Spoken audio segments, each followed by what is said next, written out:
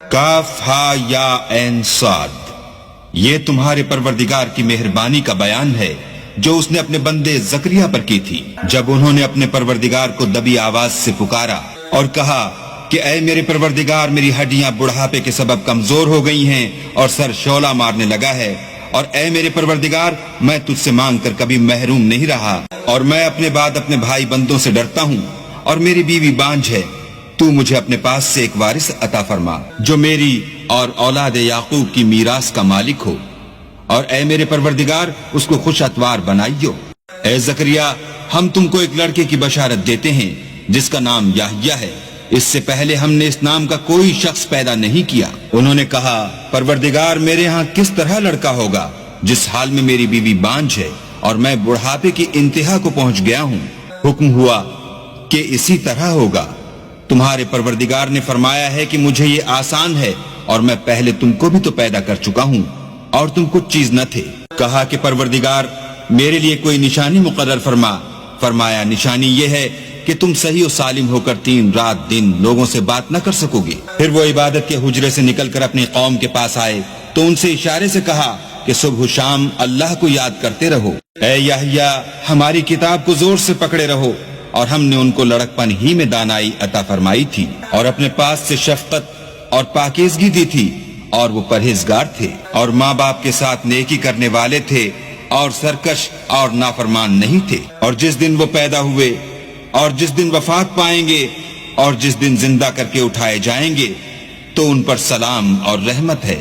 اور کتاب قرآن میں مریم کا بھی مذکور کرو، جب وہ اپنے لوگوں سے الگ ہو کر مشرق کی طرف چلی گئیں تو انہوں نے ان کی طرف سے پردہ کر لیا۔ اس وقت ہم نے ان کی طرف اپنا فرشتہ بھیجا تو وہ ان کے سامنے ٹھیک آدمی کی شکل بن گیا۔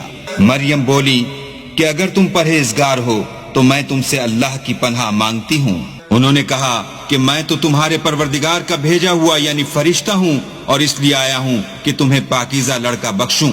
مریم نے کہا کہ میرے ہاں لڑکا کیوں کر ہوگا، مجھے کسی بشر نے چھوا تک نہیں، اور میں بدکار بھی نہیں ہوں۔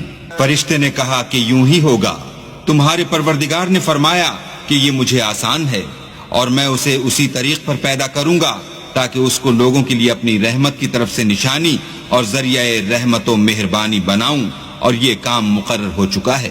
تو وہ اس بچے کے ساتھ حاملہ ہو گئیں اور اسے لے کر ایک دور جگہ چلی گئیں۔ پھر درد ذہ ان کو کھجور کے تنے کی طرف لے آیا، کہنے لگی کہ کاش میں اس سے پہلے مر چکتی اور بھولی بسری ہو گئی ہوتی۔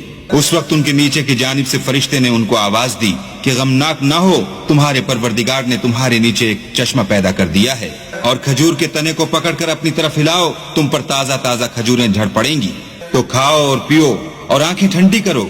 اگر تم کسی آدمی کو دیکھو تو کہنا کہ میں نے اللہ کے لیے روزے کی منت مانی، تو آج میں کسی آدمی سے ہرگز کلام نہیں کروں گی۔ پھر وہ اس بچے کو اٹھا کر اپنی قوم کے لوگوں کے پاس لے آئیں۔ وہ کہنے لگے کہ مریم، یہ تو نے برا کام کیا۔ اے ہارون کی بہن، نہ تو تیرا باپ ہی بدعتوار آدمی تھا اور نہ تیری ماں ہی بدکار تھی۔ تو مریم نے اس لڑکے کی طرف اشارہ کیا۔ وہ بولے کہ ہم اس سے کہ گود کا بچہ ہے کیوں کر بات کریں۔ بچے نے کہا کہ میں اللہ کا بندہ ہوں، اس نے مجھے کتاب دی ہے اور نبی بنایا ہے، اور میں جہاں ہوں اور جس حال میں ہوں مجھے صاحب برکت کیا ہے، اور جب تک زندہ ہوں مجھ کو نماز اور زکوٰۃ کا ارشاد فرمایا ہے، اور مجھے اپنی ماں کے ساتھ نیک سلوک کرنے والا بنایا ہے اور سرکش و بدبخت نہیں بنایا۔ اور جس دن میں پیدا ہوا اور جس دن مروں گا اور جس دن زندہ کر کے اٹھایا جاؤں گا مجھ پر سلام و رحمت ہے۔ یہ مریم کے بیٹے عیسیٰ ہیں، اور یہ سچی بات ہے جس میں لوگ شک کرتے ہیں۔ اللہ کو سزاوار نہیں کہ کسی کو بیٹا بنائے، وہ پاک ہے۔ جب کسی چیز کا ارادہ کرتا ہے تو اس کو یہی کہتا ہے کہ ہو جا، تو وہ ہو جاتی ہے۔ اور بے شک اللہ ہی میرا اور تمہارا پروردگار ہے، تو اسی کی عبادت کرو، یہی سیدھا رستہ ہے۔ پھر اہل کتاب کے فرقوں نے باہم اختلاف کیا، سو جو لوگ کافر ہوئے ہیں ان کو بڑے دن یعنی قیامت کے روز حاضر ہونے سے خرابی ہے۔ وہ جس دن ہمارے سامنے آئیں گے کیسے سننے والے اور کیسے دیکھنے والے ہوں گے، مگر ظالم آج صریح گمراہی میں ہے۔